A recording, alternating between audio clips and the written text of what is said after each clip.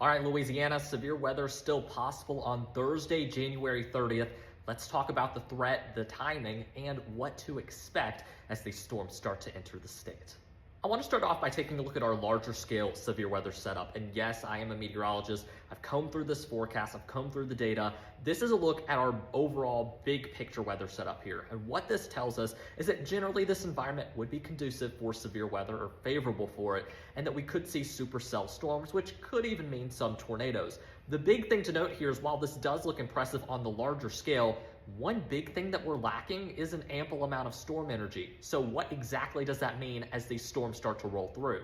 Here's how the radar could look around 2 o'clock tomorrow afternoon. You'll see a broken line of showers and storms moving across the Texas-Louisiana state line near areas like Zwolle and the Toledo Bend, as well as the Shreveport-Bossier Metroplex. At this time, these storms may be a little bit weaker, but could become stronger as we go through the course of the afternoon.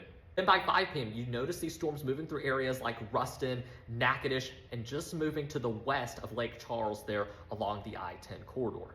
Then by 7 p.m., these storms do look somewhat healthy as they move into areas like Monroe and Alexandria and all the way back along the I-10 corridor to Lake Charles. Now, one thing to note, even while this whole line of storms does look pretty healthy, there's not going to be a lot of energy for these storms to work with. So I'm not expecting widespread and significant severe weather with this, but if you're anywhere within that severe risk area, it's still important to stay weather aware. By 10 p.m. tomorrow, these storms start to move through Acadiana, areas like Lafayette, and will begin to approach the Baton Rouge and New Orleans area within the next few hours. By 1 a.m., you'll notice that main line of storms looking pretty sad as it moves east of Baton Rouge and into New Orleans. And at this point, the severe threat is going to be a lot lower. That's why those areas are under a marginal risk, which is a level 1 out of 5 on the severity scale.